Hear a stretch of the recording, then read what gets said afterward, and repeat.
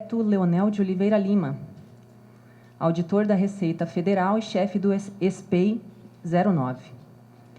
À esquerda do DPF Rosalvo, temos o Procurador da República, senhor Carlos Fernando dos Santos Lima, e à sua esquerda, o também Procurador da República, senhor Diogo Castor de Matos. Passo a palavra, então, ao doutor Rosalvo. Bom dia a todos. Na manhã de hoje foi desencadeada a 21ª fase da Operação Lava Jato, denominada Passe Livre. Vou passar a palavra agora para o delegado Igor, que vai tecer alguns comentários sobre a operação. Bem, bom dia a todos. Como de praxe, só atualizando os dados, 25 mandados de busca e apreensão já cumpridos, 2 deles ainda em andamento, e uma intimação feita à presidência do banco do BNDES. A diligência ainda não terminou, a presidência do BNDES colaborou apresentando os contratos solicitados, só estamos terminando um procedimento de cópia para que o banco fique com cópia e entregue os originais. A prisão do senhor José Carlos Costa Marques Bunlai foi cumprida em Brasília, porque ele e os 2 filhos, para os quais teve condução coercitiva, estavam em Brasília para um compromisso hoje à tarde perante a CPI do BNDES. Outras 4 mandados de condução coercitiva, 3 deles já foram cumpridos, um ainda por ser localizado. O seu Bunlai já está no avião a caminho de Curitiba, pousa em Curitiba 11h15, por volta de meio-dia deve estar aqui na SR. Depois a gente vai atualizando esses dados para vocês. Bem, só esclarecendo antes, acho que todo mundo já sabe por quê, o nome da operação vinculado ao alvo principal, com base numa história bastante conhecida, de alguns anos, de que ele era considerado uma pessoa de livre acesso ao Palácio do Planalto, e por isso o nome Passe Livre.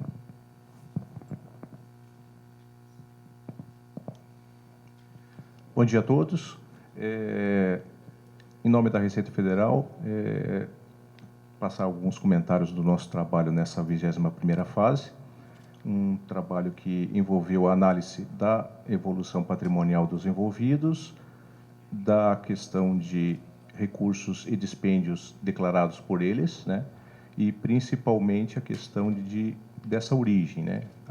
A diferença que nós temos nesta fase da Lava Jato, que nós verificamos na análise da evolução do patrimônio de alguns dos envolvidos e de algumas das suas empresas, é uma diferença basicamente centrada em uma série de empréstimos recebidos tanto de bancos privados como o banco público.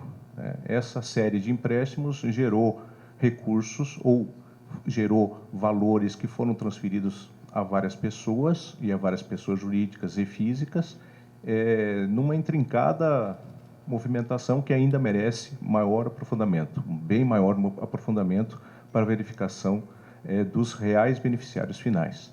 Então, diferentemente das fases anteriores, em que havia uma grande concentração de prestações de serviços, aquilo que nós falamos bastante de comissões, corretagens, prestações de serviços de assessoria e consultoria, nessa fase, basicamente, uma série de empréstimos serviram para,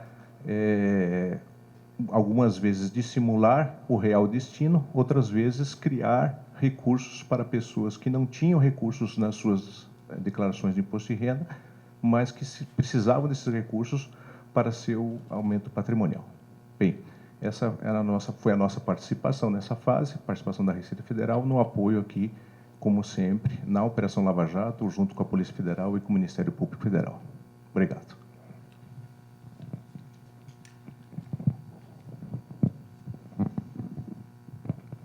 Bom dia a todos. Em relação à operação deflagrada hoje,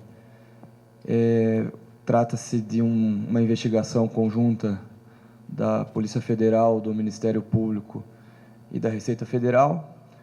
O início mais próximo é questão de 2 meses atrás e iniciou-se com a colaboração premiada do senhor Eduardo Musa, ex-gerente da área internacional da Petrobras.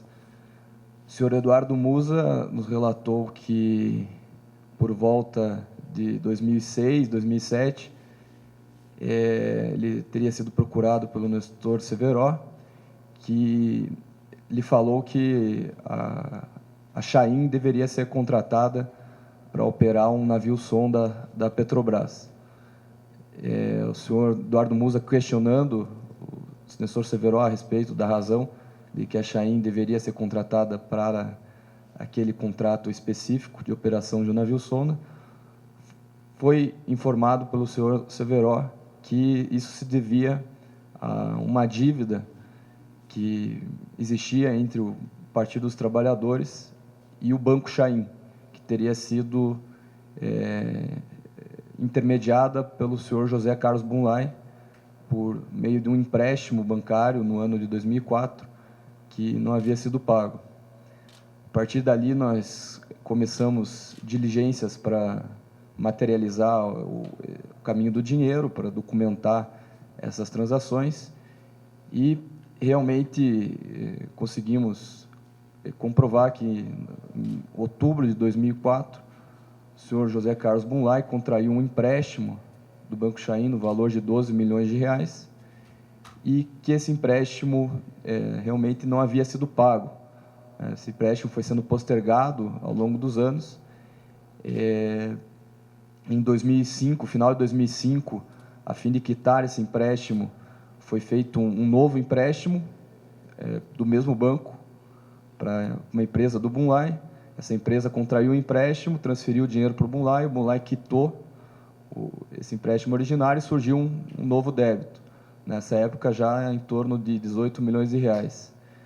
Esse segundo empréstimo também não foi sendo pago e, com o avanço das investigações, surgiram mais 2 colaboradores, que os senhores já devem ter amplo conhecimento, que foi o senhor Fernando Soares e o senhor Salim Chain, que corroboraram a versão do Musa e nos trouxeram mais subsídios, no sentido de demonstrar realmente que aquele empréstimo foi quitado mediante a contratação da Chain como operadora da sonda Vitória 10.000 em 2009.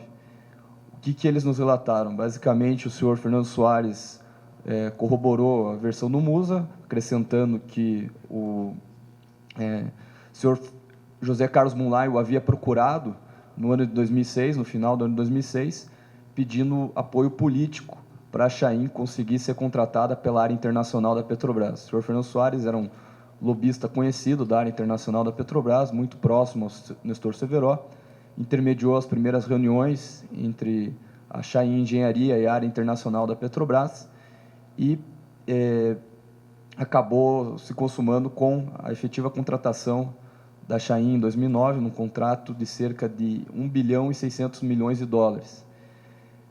Já o senhor Salim Chain, que era então acionista do Banco Chain, nos relatou como que foi a quitação desse empréstimo. Em suma, ele realmente nos disse que esse empréstimo não foi quitado de forma efetiva e que, no ano de 2009, às vésperas da assinatura do contrato principal com a Petrobras, houve uma simulação de um contrato de venda de embriões por parte do senhor José Carlos Bunlai para as fazendas da Chain. Essa operação consistiu, basicamente, numa complexa engenharia financeira, envolvendo, inclusive, utilização de notas promissórias, de operações de dação e pagamento, e resultou na obtenção de um recibo de quitação dessa dívida no final de 2009, no dia 27 de dezembro de 2009, foi assinado o recibo de quitação da dívida originária do Banco Chain com o senhor José Carlos Bunlai. Então, no entender do Ministério Público Federal, esse recibo de quitação consistiu na vantagem devida que foi oferecida aos funcionários públicos corruptos da Petrobras em troca da obtenção do contrato de operação do navio sonda Vitória 10.000. Esse contrato de operação foi um contrato vencido sem licitação Segundo relatórios de auditoria da Petrobras, apontam que houve uma discricionariedade na escolha da empresa Chain, não havia amparo técnico para essa contratação, o que corrobora o relato principalmente do colaborador Eduardo Musa, então gerente da área internacional da Petrobras. Além desse fato principal relacionado à Petrobras, as diligências investigativas em relação ao senhor José Carlos Bunlai demonstraram várias operações com suspeitas de lavagem de dinheiro e movimentação em recursos vultuosos em espécie, até um passado muito recente. Algumas operações também chamaram a atenção da investigação envolvendo a empresa São Fernando. Essa empresa que contraiu vultuosos empréstimos do BNDES, inclusive em datas muito próximas ao empréstimo intermediado por José Carlos Bunlai em 2004. E essa empresa, além de ter vultuosas quantias de saques em espécies realizadas pelo senhor José Carlos Bunlai, ela também constou como um depósito de R$2 milhões em favor de uma empresa de fachada do senhor Adir Assad, no ano de 2011. Então, se não me engano, por volta de agosto de 2011, houve 2 depósitos no valor de R$2 milhões em favor da Legend Engenharia. Essa empresa, uma empresa, segundo o próprio colaborador Augusto Mendonça, era uma empresa apenas utilizada para produzir dinheiro em espécie, para intermediar dinheiro de vantagens indevidas. Existem diversos outros fatos, não vou me estender, acho que a decisão está pública atualmente. Então, mas basicamente, o que a investigação comprovou até agora é que houve um empréstimo em 2004, foi contraído formalmente em nome do senhor José Carlos Bunlai, mas segundo informações que nós temos de 3 colaboradores, esse empréstimo, na realidade, se destinava ao Partido dos Trabalhadores, e esse empréstimo foi pago mediante a contratação da Chain como operadora da sonda Vitória 10.000 da Petrobras no ano de 2009. Para dar uma aparência de legalidade, a quitação do débito, foi firmado um instrumento de transação, ainda no ano de 2009, às vésperas da assinatura do contrato, entre o senhor José Carlos Bunlai e, na época, já era a Chain Securitizadora, que assumiu o crédito, em que era previsto o pagamento parcelado durante todo o ano de 2009, e esse pagamento, em tese, seria feito mediante a venda de alguns embriões para as fazendas da Chain. A Chain tem, se não me engano, 2 fazendas no Maranhão com pecuária. E esse foi o instrumento, o estratagema utilizado para a simulação da quitação do empréstimo. Gostaria de lembrar que esta operação ela já consta do depoimento de Marcos Valério, prestado na Procuradoria-Geral da República ao tempo do mensalão. Esse fato já era, esse empréstimo e esta vinculação à operação da sonda já era noticiada por Marcos Valério naquela época.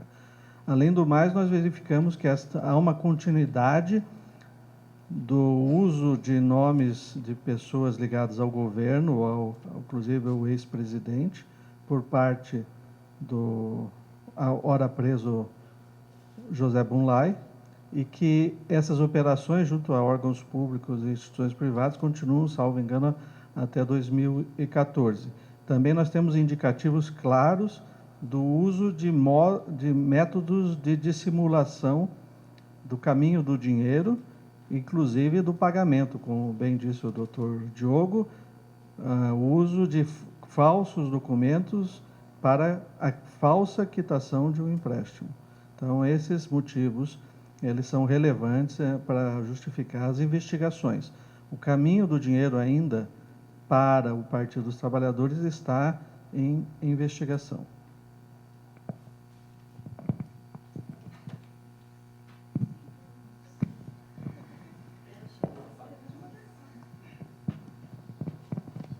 Bom dia, Estelita, da Folha de São Paulo.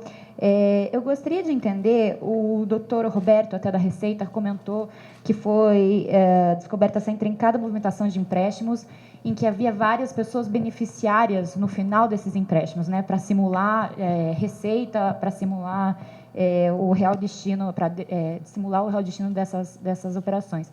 Quais eram essas pessoas, afinal? Ficou descoberto, enfim, quem eram os reais destinatários ou ainda está a se descobrir isso? As operações que nós identificamos, né, são operações de múltiplos empréstimos que serviram para, principalmente, basicamente, para dois objetivos. Um objetivo de simular o caminho do dinheiro, o caminho do recurso que foi emprestado por um banco, de fato emprestado por um banco, a terceiros beneficiários finais. Então, esse caminho foi feito através de vários empréstimos declarados por pessoas físicas, entre pessoas físicas e entre pessoas físicas e jurídicas, para simular, provavelmente, o caminho do dinheiro desde o banco que forneceu o empréstimo à primeira pessoa, o primeiro devedor, até o beneficiário final.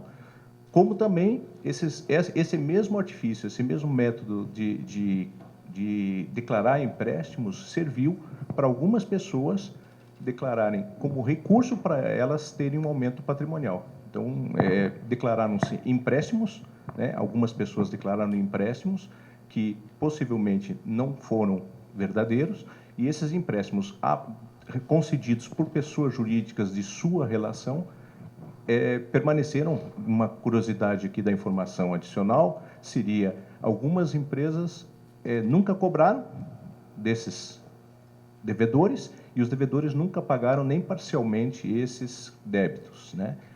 Alguns desses empréstimos ficaram 5, 6, até 9 anos sem serem quitados, né? Alguns, então, como vocês vão perceber, acima do limite decadencial do tributário. Então, empréstimos que o devedor não paga nenhuma parte da amortização, nem uma parcela. Também não se verificou em algumas operações cobrança de juros, nem acessórios, nada, né? E nem o credor exerceu algum poder de cobrança, né? Seja ele um banco, ou seja ele uma empresa concedente, né? Os nomes, especificamente, só verificando o processo que vai estar disponível na Justiça Federal, ok? Tem agentes políticos, agentes privados também como beneficiários.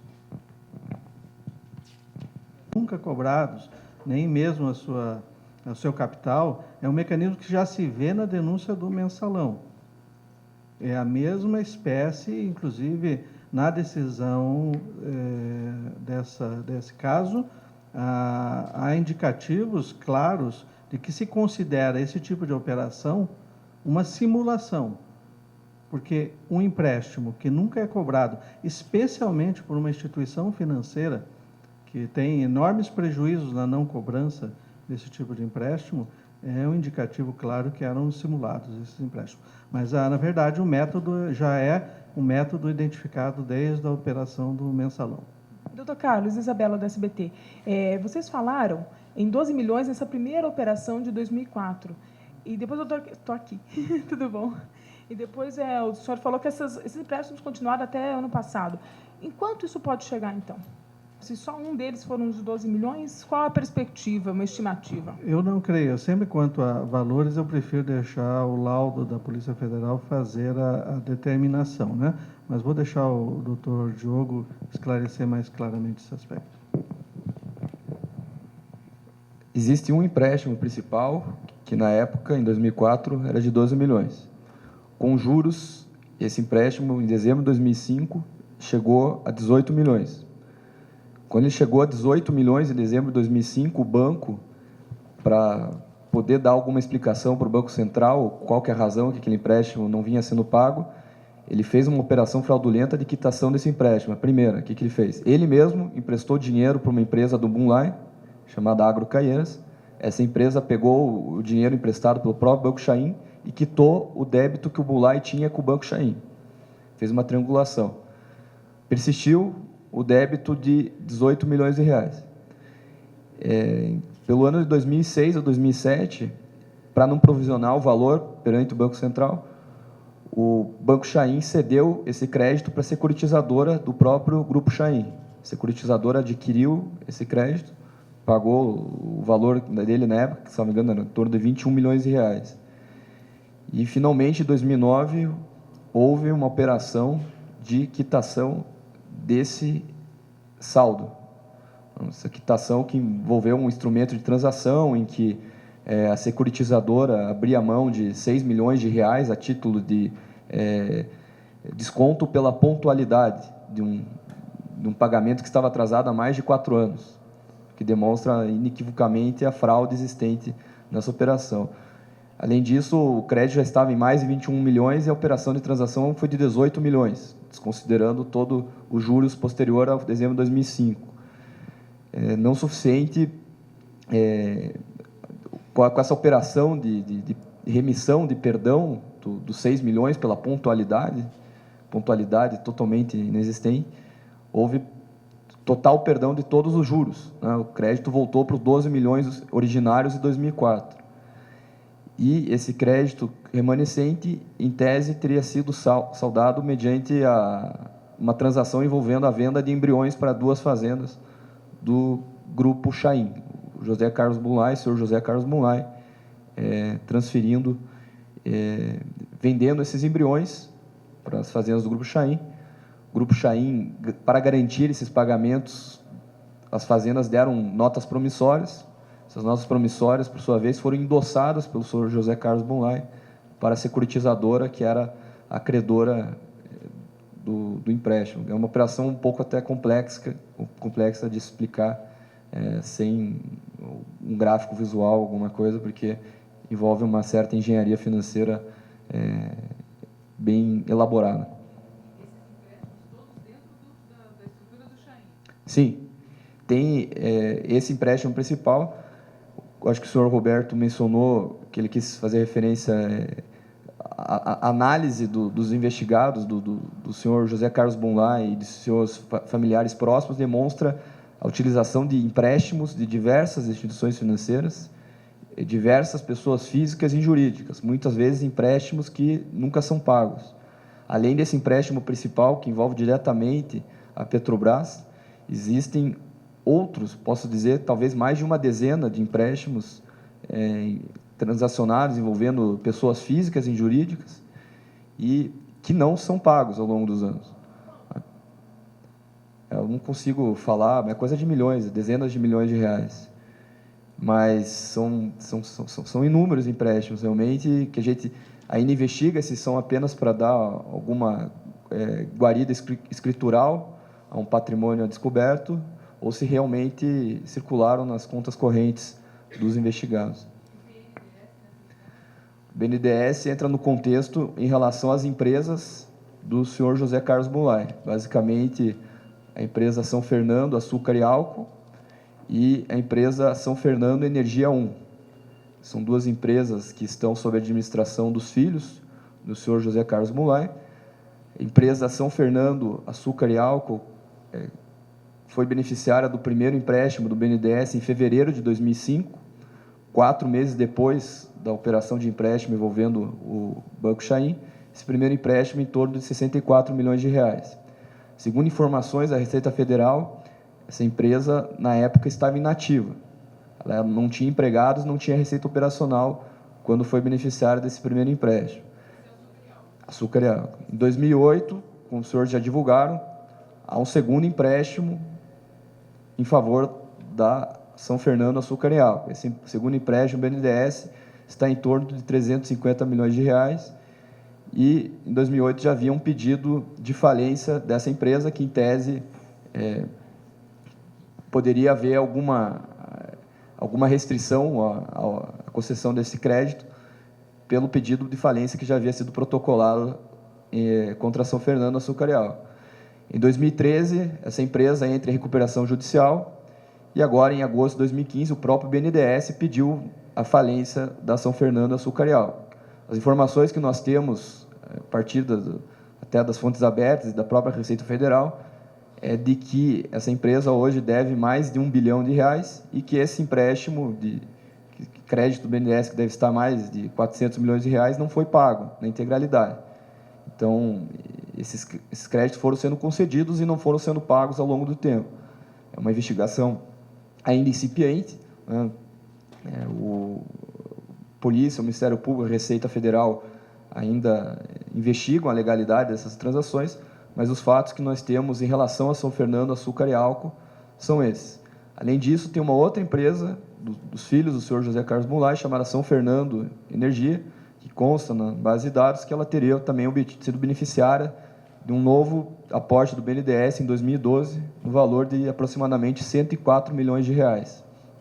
Essa empresa, em 2012, ela contava apenas com 7 funcionários e, em 2012, ela dá um aporte no capital social de R$ 10 mil para R$ 30 milhões.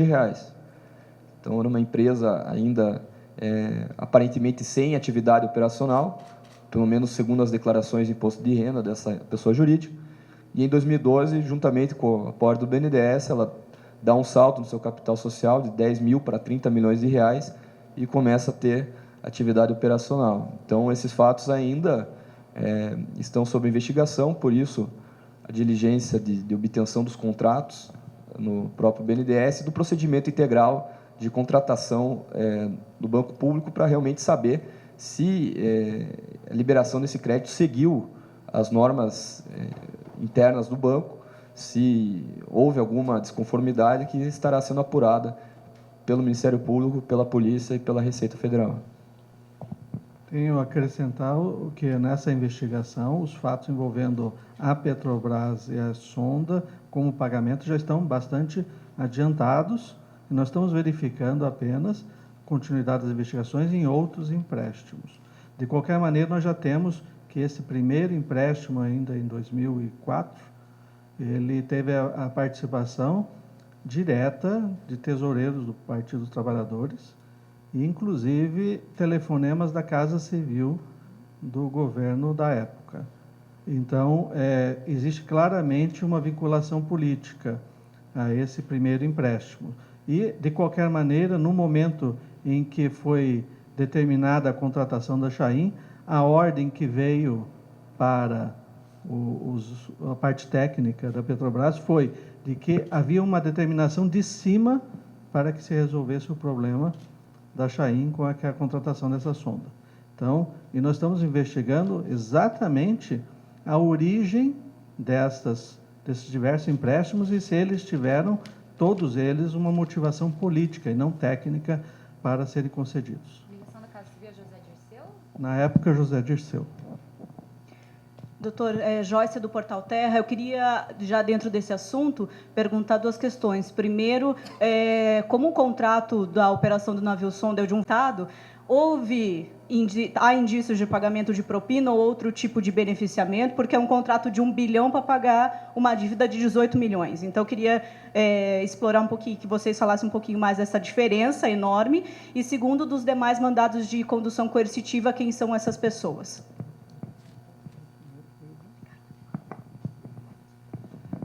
Os contratos de sonda, eles são pagos como um aluguel, no caso, cerca de 500 mil por dia, tá? 500 mil dólares por dia. É claro que interessava ao Grupo Chain a realização desse negócio, mesmo que a dívida fosse extremamente alta. Por quê? Porque é um negócio extremamente rentável e de longo prazo. Então, portanto, ao Grupo Chain, claro que tem as despesas todas com a utilização da sonda, mas os 21 milhões de reais originários não eram significativos. Realmente, para o grupo, era uma forma de realizar a quitação e obter lucro com aquela primeira operação. Só esclarecer, você perguntou dos mandados de condução coercitiva. Teve 2 administradores do Grupo Bertin que foram conduzidos, o senhor Natalino e o senhor Silmar Mertin. A razão da condução dessas pessoas é o seguinte: em 2004, quando o senhor José Carlos Bunlai recebe os recursos na sua conta corrente, no mesmo dia ele transfere para o frigorífico Bertin esses valores. A investigação já comprovou esse fato.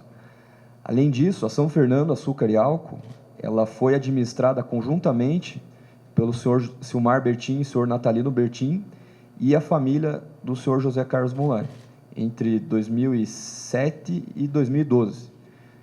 Então, na época de parte do aporte desses recursos do BNDES na São Fernando, a família Bertin administrava a empresa São Fernando Açúcar e Álcool, e também em 2011, quando a São Fernando Açúcar e Álcool aporta dinheiro na empresa do senhor Adir Assad, na Legend, que é uma empresa de fachada utilizada apenas para intermediação de dinheiro ilícito, a família Bertin também estava na administração dessa empresa. Então, tem esses fatos envolvendo o senhor Natalino e o senhor Silmar. Por causa disso, eles foram conduzidos, sofreram mandado de busca e apreensão, para que também possa esclarecer esses fatos principais. Tem também uma pessoa que foi identificada pelos registros de inteligência financeira como responsável por saque de R$100 mil em espécie da conta do senhor José Carlos Bunlai em São Paulo. Essa pessoa também foi conduzida para que explique a razão desse saque em espécie. Essa pessoa tratava-se de um policial militar, foi identificado com informações preliminares como policial militar do estado de São Paulo, e que não haveria razões, não identificamos razões lícitas para que ele estivesse fazendo esse saque. Não foi identificado na declaração do senhor José Carlos Bunlai nenhuma negociação com essa pessoa. Também a renda, o patrimônio desse cidadão era totalmente compatível com o saque espécie dessa quantia. Então, nós estamos investigando qual que é a razão desse saque. Oi, Rafael, do jornal Metro. Eu queria saber, assim, esse empréstimo que originou toda essa questão, em 2004, de 12 milhões, o Bunlai teria feito ele, não exatamente em nome do PT, mas o PT seria o destinatário do dinheiro. E eu queria saber se a investigação avançou, assim, exatamente para que esse dinheiro foi utilizado. Ele tinha uma finalidade específica?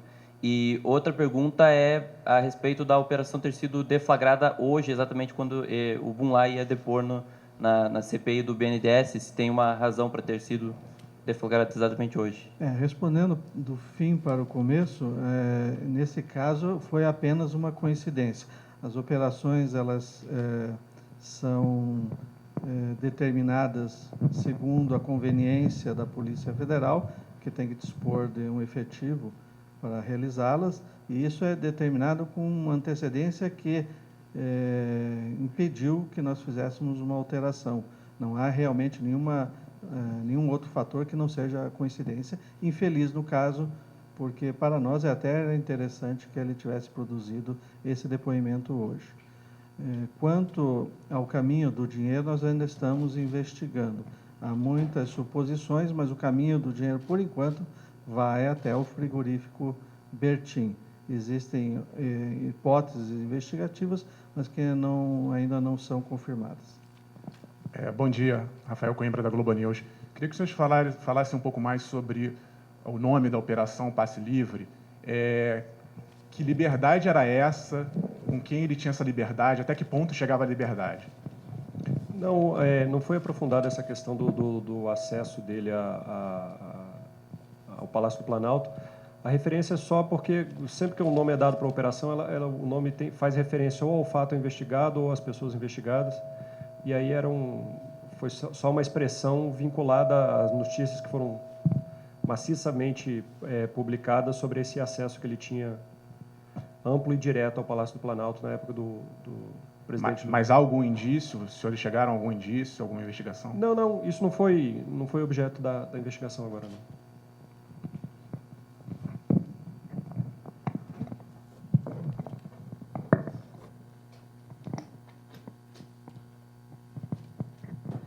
Estelita, da Folha de São Paulo, novamente.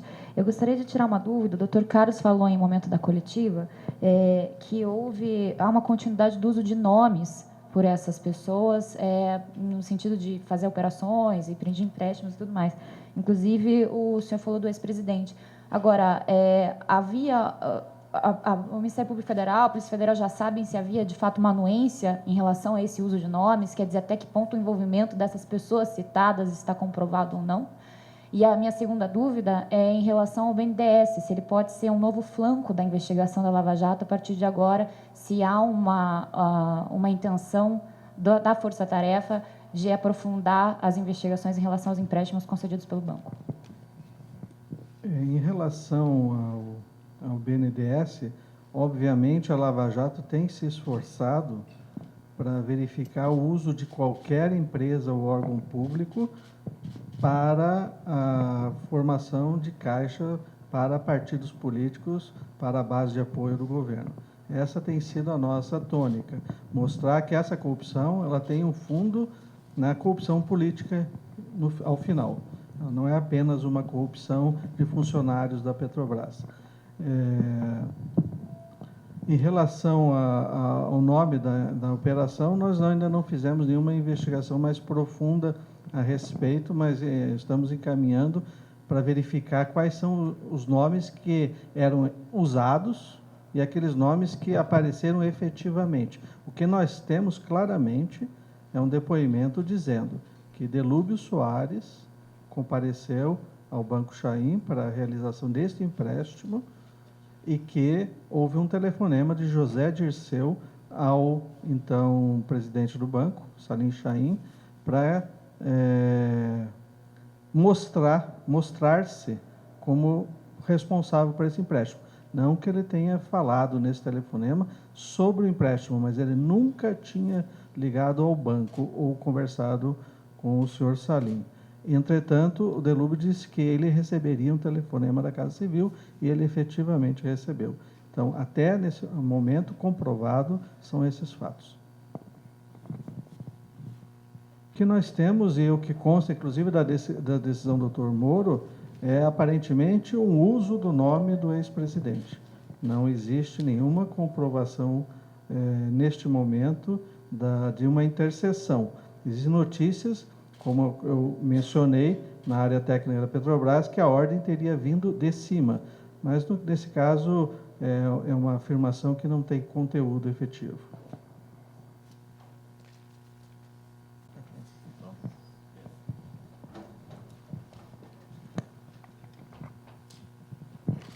Então, obrigada a todos. Obtenção de um contrato com a Petrobras. Para que era esse recurso? Para onde foi esse dinheiro do empréstimo?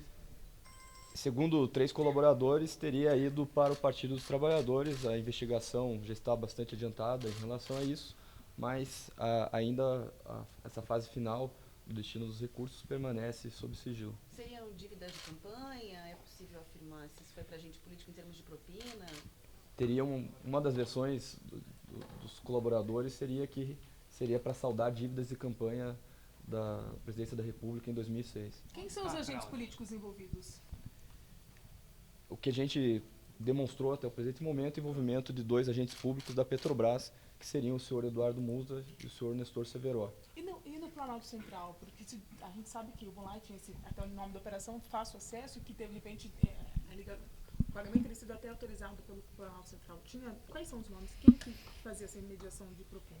Até o presente momento, a investigação não chegou a esse nível. José Dirceu tinha relação com ele? Houve uma menção do nome do senhor José Dirceu em relação à obtenção do empréstimo originário em 2004, que um dos colaboradores, o senhor Salim Chaim, afirmou que teria recebido uma ligação do senhor José Dirceu relacionada à liberação, agilização desse crédito.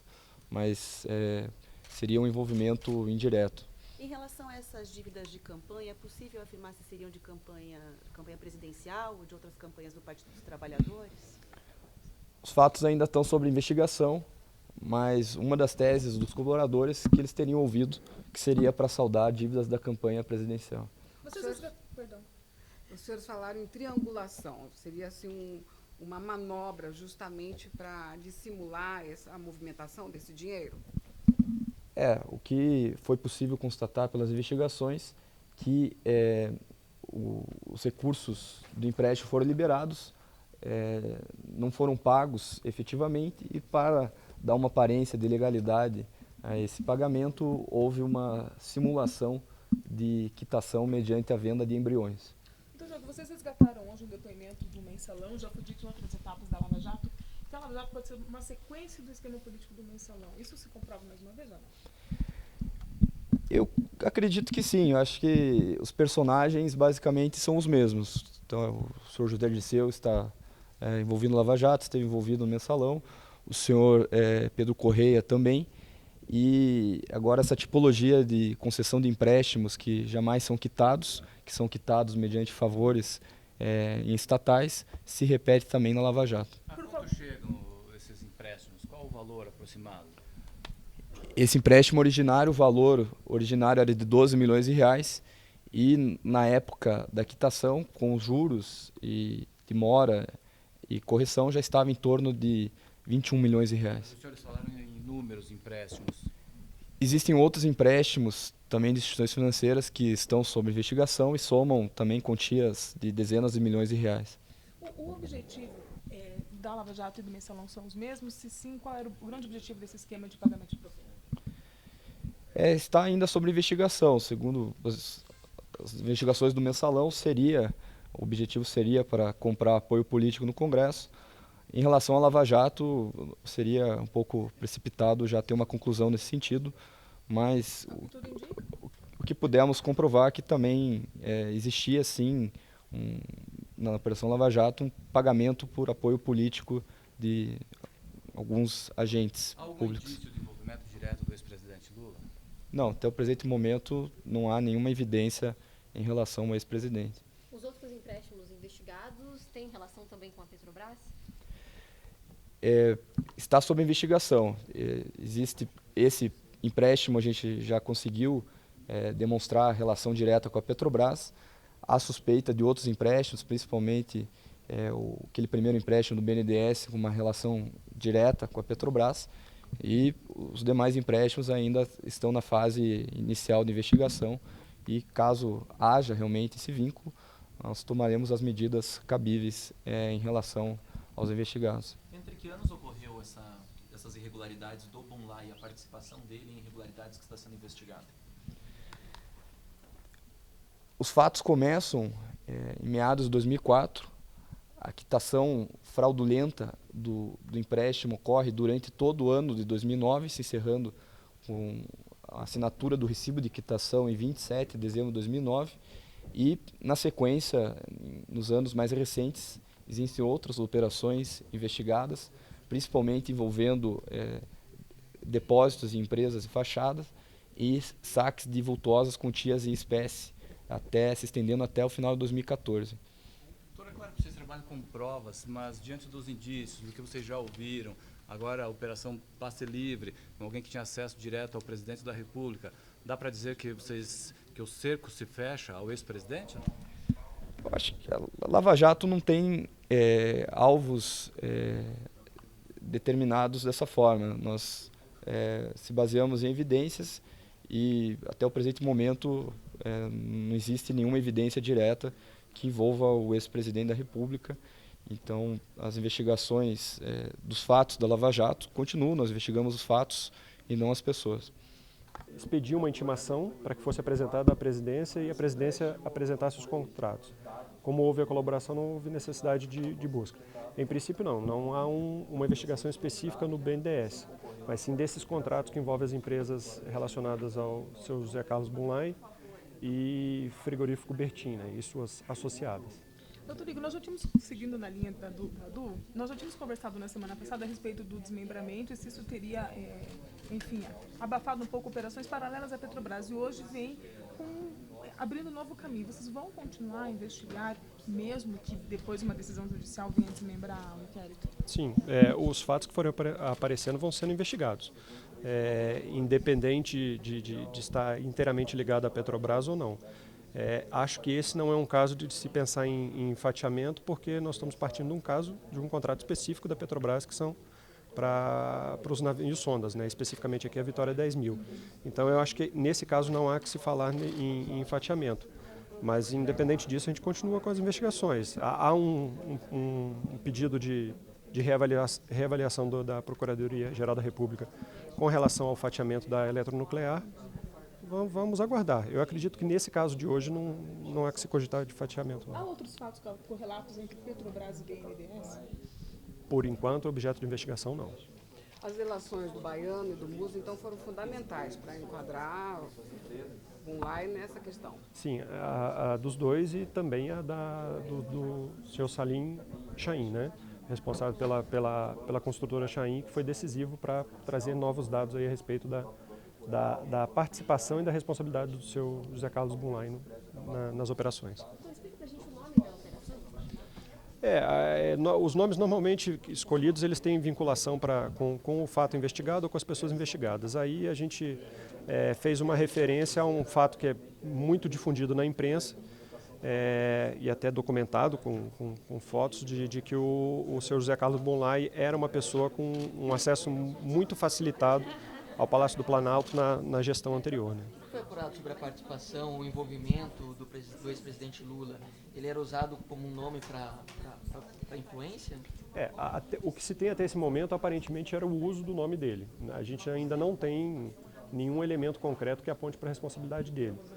Está tudo sendo apurado e, assim, com a prisão do seu José Carlos Bunlai, a gente acredita que muita coisa pode ser esclarecida aí. Mas, nesse momento, ainda não. Nada. Curso entre a origem efetiva do empréstimo e o destinatário final.